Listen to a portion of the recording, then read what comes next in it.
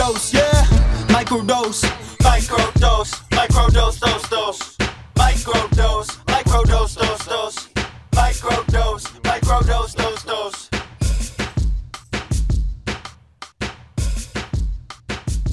What's good, y'all?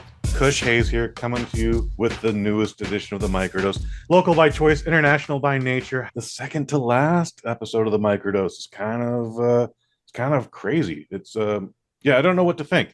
I don't know what to do with all this free time. It reminds me of the end of my college days, where like once I got my finals done, the next week like I expected to go back to class, and then I didn't know what to do with myself for 2 hours. So we figured something out, though. However, we're talking about the final days of the Microdose, and folks that have been following this, the few of you that have been there but are there, we go to this festival out in the Netherlands. It's once a year. It's the last weekend of August. It's one of my favorite experiences in life. I've done it 6 times now. I would do it more, but there's this little thing called a pandemic, and sometimes money is just a little tight. But if I can't go to the party, I bring the party to me. And joining me all the way from the RedHead Days Festival, you can get more information at redheaddays.com, and I believe Roodharigendag.nl. I botched that all the time. But Mieke Veltman, what's good? Yay! Thank you for being here. Thank you for having me. Mieke, yeah, you are a very popular lady. You are a very important lady. I know you're not the founder of the RedHead Days, but you do fall into a very, very prestigious list of guests on the Microdose here. That includes Lisanne Petters. That includes Natalia Verpke. And then, of course, the founder, Bart Rowenhurst. I've butchered all their names, and that's probably why they have never been back on the show. But you're here, Mieke. Thank you for being on here. We know how the festival started. How did you get involved in the festival? Actually, my friend asked me. She's a fan, a red hair fan. We also have them. And she was asked by Bart to join the organization for security reasons, I think. Oh. And then she's like, Mieke, you're my only red-haired friend, so you are going to join me. It was not a choice. She made me do it. But I'm very happy she did. Now, what kind of security thing? Like, do you know Krav Maga? Are you a jiu-jitsu warrior? I know it's the Netherlands, so everyone knows kickboxing. What kind of security are you providing here? No. Angela was a security girl, and she was like, maybe you can organize the parties. How long ago was that now? I think 8 years. 8 years. Okay, wow. Yeah. So what's that? Is that 2015, 2016? Yeah. Oh, okay, so yeah, my first year was also 2016. And that was quite an experience. So maybe we had the same first year. I went in for the weekend. Also, like, it's one of my first times out of the country. There's a 9-hour time difference, and like I can't speak for you, but it hits me hard. So like most of that weekend I'm in a daze. But did you stay at the campsite? Because then, if you didn't, you missed the campsite. I definitely missed the campsite. No, I partook in an Airbnb that year. I've actually had I've had a run of luck with the Airbnb. It's pretty good. And I happen to be right across the river in Breda there. So like it's 10, 15-minute walk to the actual festival site. But yeah, I was just overblown. At first I was like, yeah, this would be kind of fun. Like someone had told me about it. And then of course the photos start coming in once a year on Facebook. And I was like, yeah, I got to try this once upon a time. But I don't know anything about international travel. So like, I researched airline flights for about 18 months before I finally commit and pull the trigger. Really? 18 months? Might have been the full 2 years, but yeah, like I remember going like, all right, June's coming up. June's going to get my ticket, and there we go. And then it happened, and it was good. And I got the cheapest ticket I could get for a gentleman my size.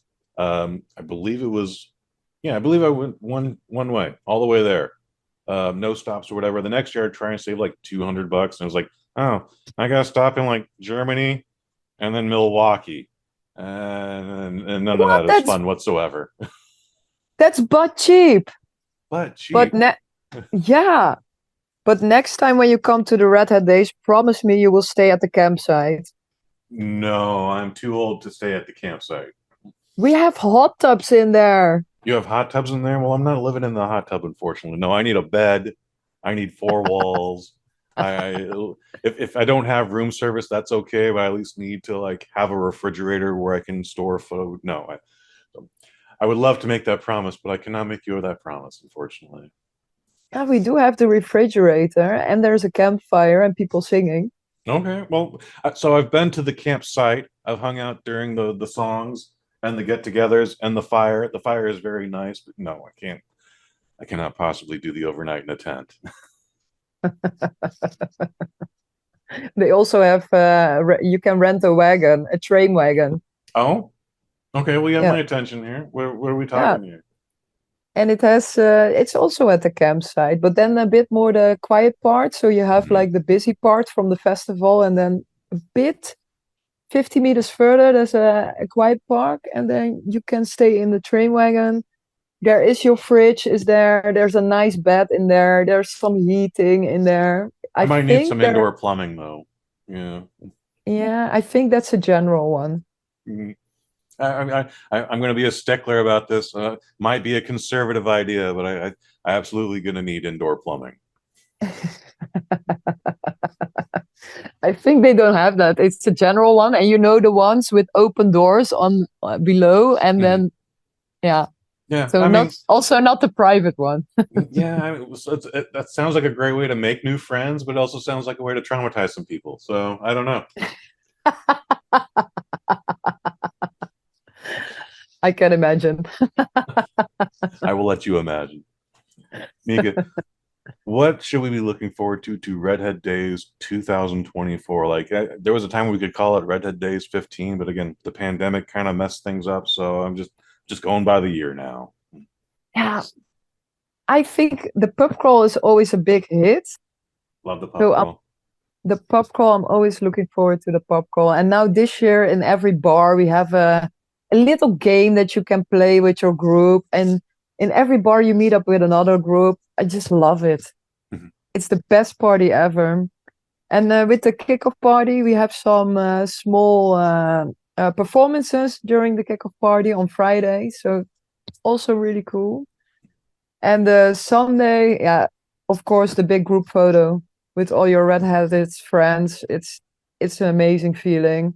And we have Yeah. all these kinds of workshops during the day on Sunday. So we now have a new workshop, ball folk dancing. Oh, what is that? It's like a bit of a middle evil dance. I Okay. don't know if I say it correct. So it's a bit from back in the days. Sure, sure. Well, it's really fun to interact because you dance with the whole group and not with two persons or one person, but you do like a sort of circle dance. So you dance in a circle and you run around, and we have live music with that. It's so much fun. Okay. All right. And Yeah, it's an easy way to meet people. I agree. I had the fortune of taking part in one of the speed meeting groups. That was a lot of Oh yeah. fun. I was surprised by how much fun I had with that. Yeah, this year a Scottish guy is going to organize them. I think you know him, Liam. I know Liam Liam. Hatter. Yeah. Okay. Liam is a funny dude. I met Liam at the campsite, I want to say in 2017, and he's just doing his thing. He's just talking to somebody or whatever. And well, maybe in the Ugly American, we have to make fun of his kilt. And before he had time to headbutt me, I was just like, relax, guys, it's just a joke. And I handed him a beer, and he was like, well, all right, if you put it that way, he cracks his beer. He's like, we can be friends, I guess. And then we were, and it was fine. But Yeah, he's one of the best. He's so charismatic and so Scottish. Yeah, this is why he needs to do the shout out before the pub crawl, gather everybody around him and then screaming and warming people up for like the best party ever. last year I was there, and I got to enjoy two new things that I found. There was a well, one of them was new. There was a drum circle, which I Oh was not yeah. privileged to before that, and I was like, yeah, this is a good time. All right, we're doing this thing. Um, and then there was, I don't think he's the first guy to do it, but there was a guy in a tent just taking photos of everybody, and I believe that's going to be part of a coffee table book. Do you have any details about that? I think he was a doctor, but I don't know for sure anymore. I saw the photos; it looked good. Ooh, I don't know, actually. I don't know everything that happens. I Fair enough. thought I thought, but hmm. That's fair. He had a couple posters on his tent, and he was like, I'm looking for redheads with attitude. And I'm like, all right. So I have my bandana on and I have my sunglasses on. And he was like, you want to take the photo without the sunglasses? I was like, hey man, you wanted attitude? You're getting attitude here. All right. And he was like, all right, all right, all right. You need to show me that picture. I will send it to you right after we get off tonight. Yeah. Good. Yeah, there's a couple of them. I thought they turned out pretty good. But what's an old school thing you're looking forward to at the festival? You know, in one of the tents here, there's always something about like, here's every single color shade of hair that exists within the redhead community. But like, you know, what's your favorite out of that? It's so much. Yeah, I like this hair color thing indeed, because everybody goes in there and really search for their hair color and helping each other. Like, oh no, you need this is your color. Yeah. And they have every shade, huh? I Every think shade. I didn't know there were so many shades to the point where you're no, like, and are you sure that's not a brunette? Are you sure that's not a blonde? But they're like, no, it's part of the spectrum. It's part of the rainbow. yeah, I call myself pepper blonde. Pepper blonde. Okay, I like Yeah. that. Yeah, I think in English you call it strawberry blonde actually, but in Dutch we call it pepper blonde. I like pepper blonde better than strawberry blonde. I gotta say, strawberry blonde. Yeah, I get it. I understand what it is. But it's got that little extra kick in it. Yeah. Yeah, and no, it's really really light, but pepper blonde is better indeed. More. Yeah, I get what you say. Yeah. Yes, ma'am. We got the bar crawl we talked about. The bar crawl is again one of my favorite experiences, and it's an endurance marathon. I've seen some people like yeah, hey, we did 3 bars and that's cool. We're also 50 now. We're gonna go to bed, and that's fine. That's fine. But also seeing the youngsters go like, we're gonna do every bar on this card tonight, and then they crash out after about like bar 6, and it was like, I don't know. I think Idris is dead. I don't know. Like, do we have a next of kin for him? Like, he said he could handle one of the edibles. I don't know, but he's not moving. I'm not touching him. You touch him. I once finished the bar crawl and I was so tired and I went outside and I wanted to leave, but my friends were still inside and just fell asleep on the terrace. Oh my God. Yeah. That sounds so dangerous. I'm still there. You're still here. You made it. You did it. Yes. Yeah. I ended up in Tilburg last year. It was my second time in the city. The last time I was in Tilburg was 2019. But again, in Tilburg, me and a couple friends got a house in 2019 and then stayed in a very overpriced hotel, which the price is the price. But I was like, you guys are really doing the minimalist thing for how much you're charging here. Like, I actually had asked people like, hey, you mind if I get a toothbrush? That's something you could give me? If not, I go to the HM. But still, where I'm going with this is it felt right in the center of everything, but I didn't. They were also like warning me like, there's a big homeless problem out here now, and you need to watch out and watch your wallet and all that stuff. And I was like, oh, okay. Well, I'm from San Francisco. Huge homeless problem. Absolutely need to keep your eyes on your valuables and your watch, and don't leave anything out in the open in your car.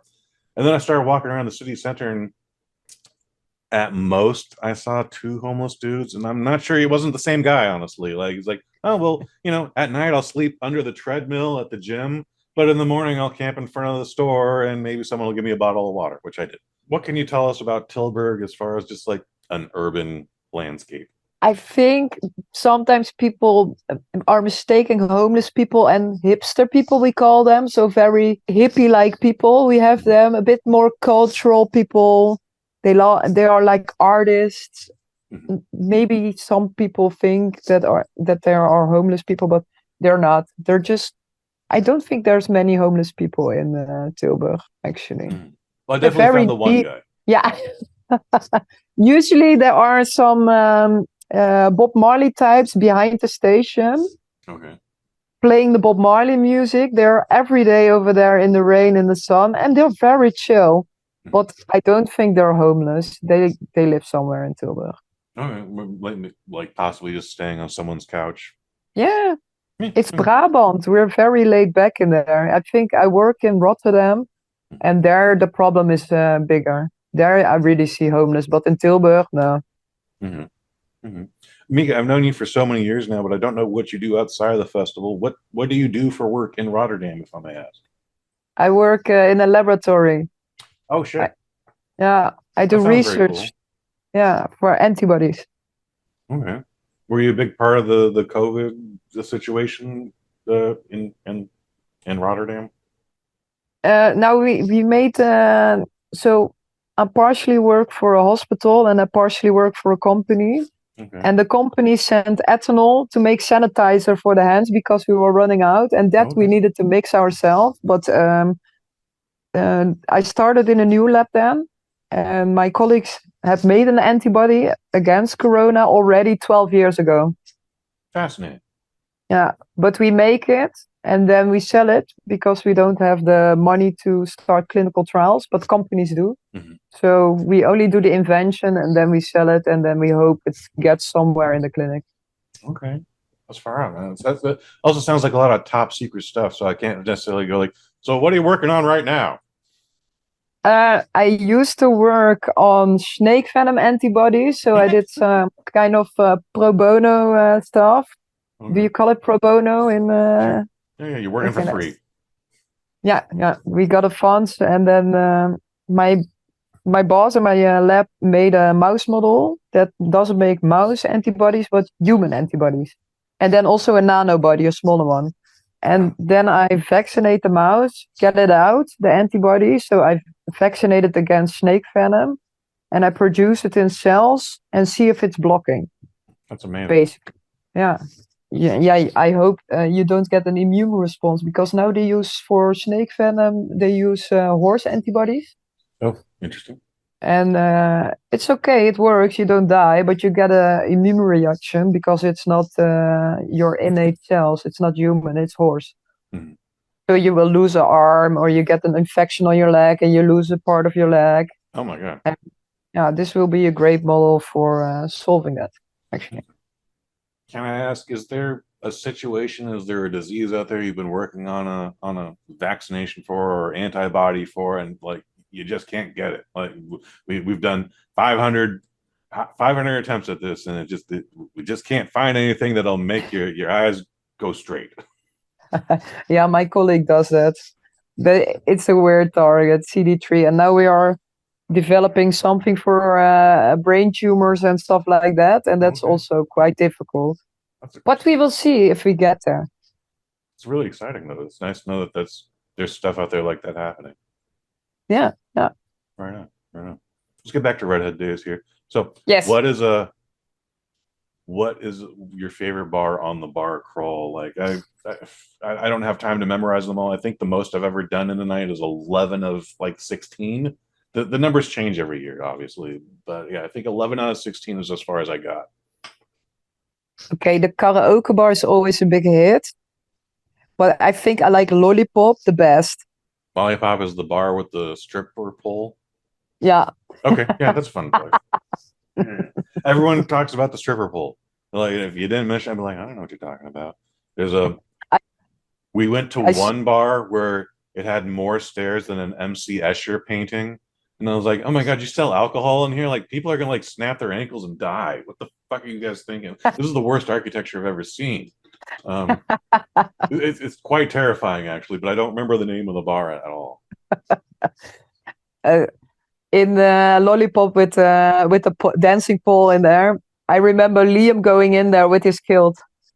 I saw that, and he was Hey. having a fabulous time. Yeah. Can't hate. Like no one was having a better time than him that night. Like maybe like a few hours earlier, like the entire group was doing the Macarena, and was like, oh my God, this is my nightmare. However, like I was in there doing the Macarena. I bet you were. I bet you were.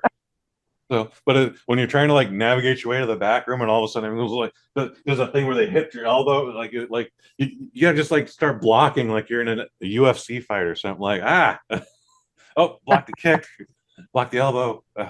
Yeah. The Macarena is a weird situation for me. Like I think it had been around for a while, and then one night I woke up and saw the 1996 Democratic Convention doing the Macarena, and I was like, game's over. Nothing else to see here, folks. This is the craziest thing that will ever exist. I'd be wrong, but still, that happened. It's like 10,000 Democrats just doing the Macarena. Just I will look that up. I'm sure it's out there. I'm sure it's on the YouTube.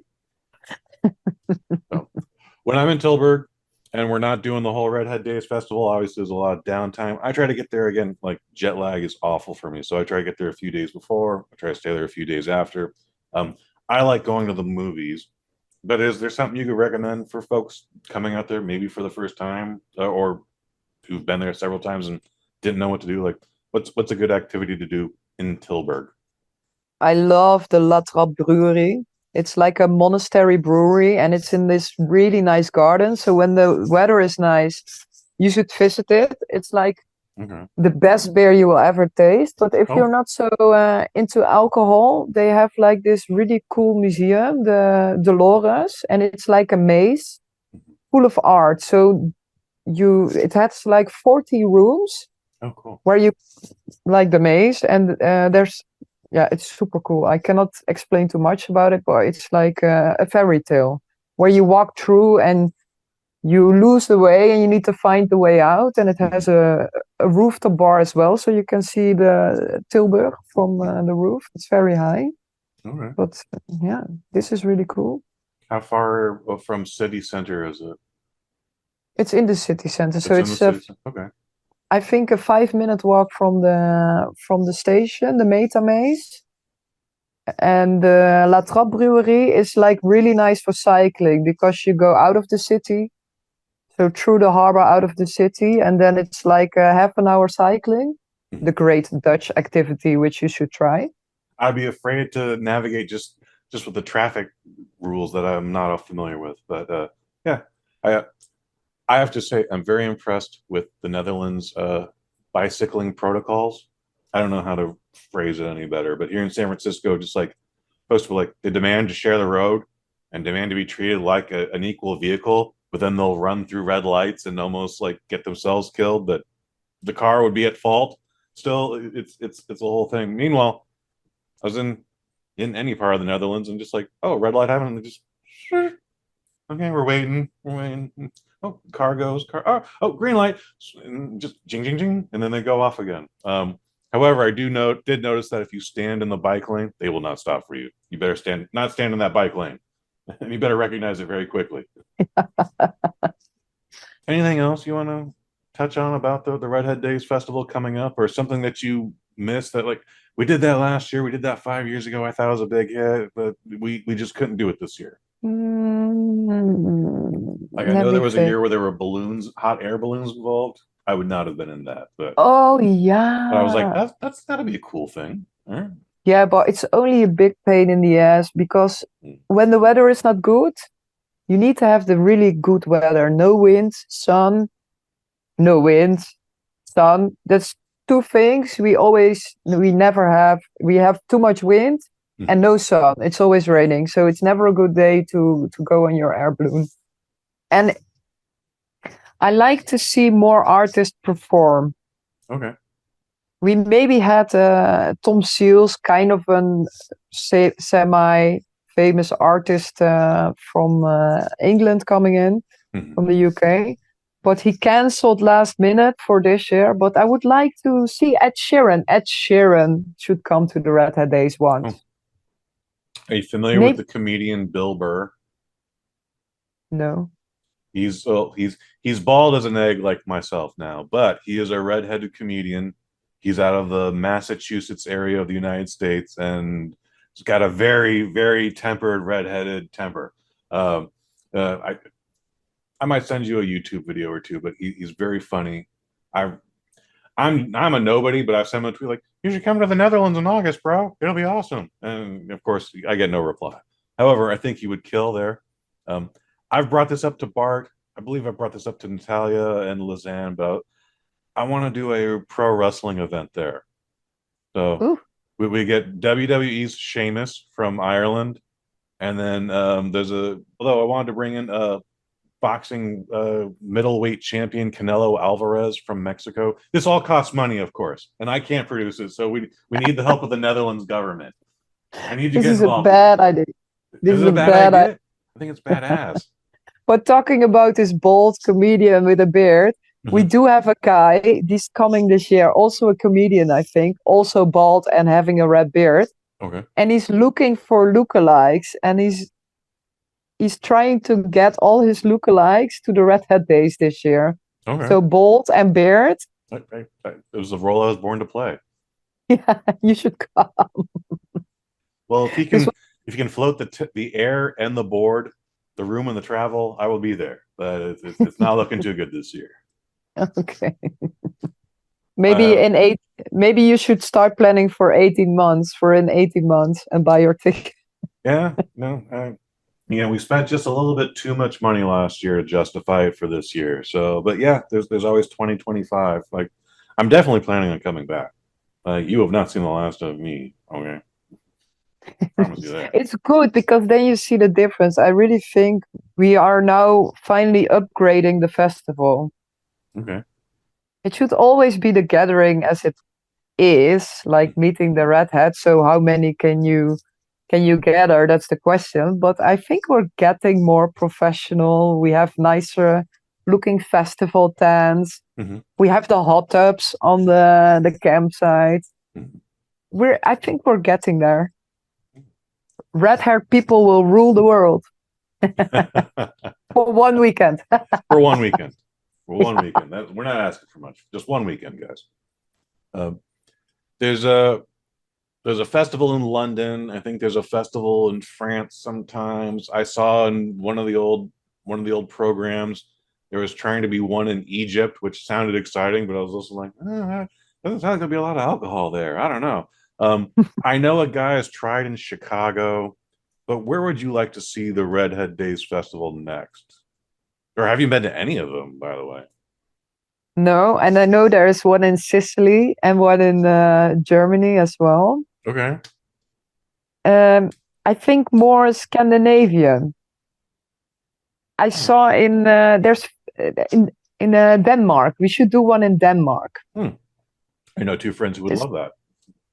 yeah, and there's a lot of red-haired people over there. I think there's a higher population of red hairs there compared to Egypt, and you know what I mean. Hmm. Hmm. So it will work over there. And a lot of Danish people are now coming to our event. So if we can, yeah, mix those two events, yeah, we have more Danish people at our event and more Dutch people at their event. And it's not that far away. It will work. It's a good excuse to get out of town. Like, oh, yeah, I know that festival's here, but I'm gonna go over there for a minute. Or I want to see it in Mexico. You Oh, will Mexico. have, yeah, like a really small festival because there are not a lot of red-haired people in Mexico, but they are over there, and they have this really nice eggplant glow. Okay, You know, the purple color of an eggplant? sure. They have it over there in their hair. It's Interesting. crazy. Yeah. I would like to offer a suggestion here, and based on I don't remember if it was the Associated Press or Reuters YouTube feed, but this past March 17th, one of them broadcast the St. Patrick's Day parade from Tokyo, Japan. And to my surprise, I was like, oh, there's quite a few Irish-looking people there.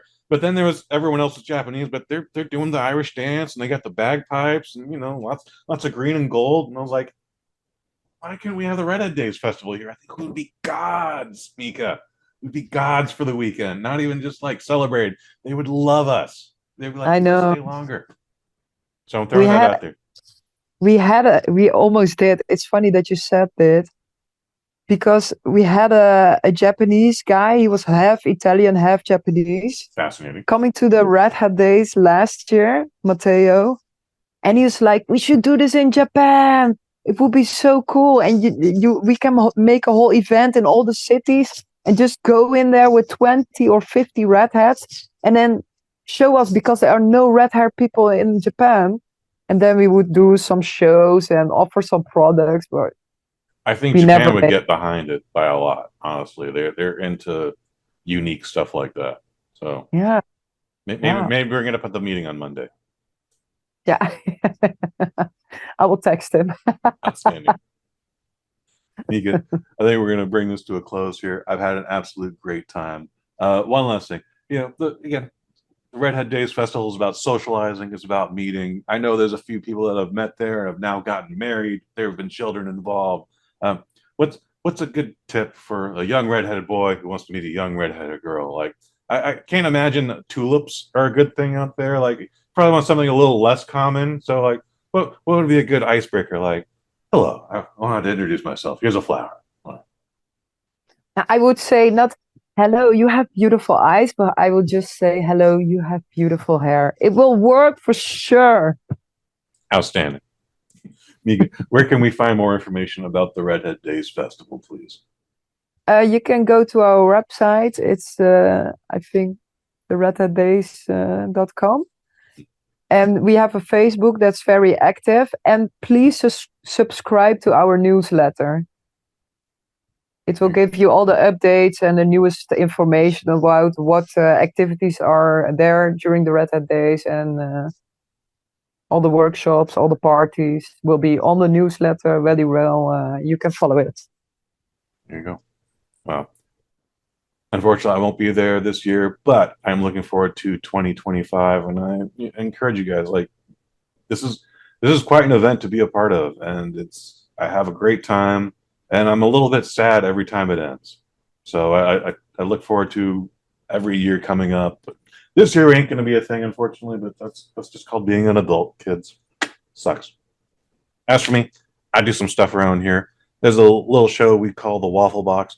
Me and friend of the family, Mike Fish, we do this once a week. It's the best part of Wednesdays. You accept no substitutes. It's the People's Podcast. It's the original Waffle Box, coming to you all the way from the future home of Super Bowl 60.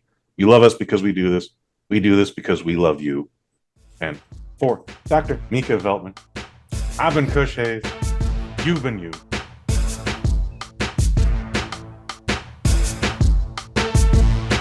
Microdose, microdose, microdose, microdose, microdose, microdose, microdose, yeah, microdose.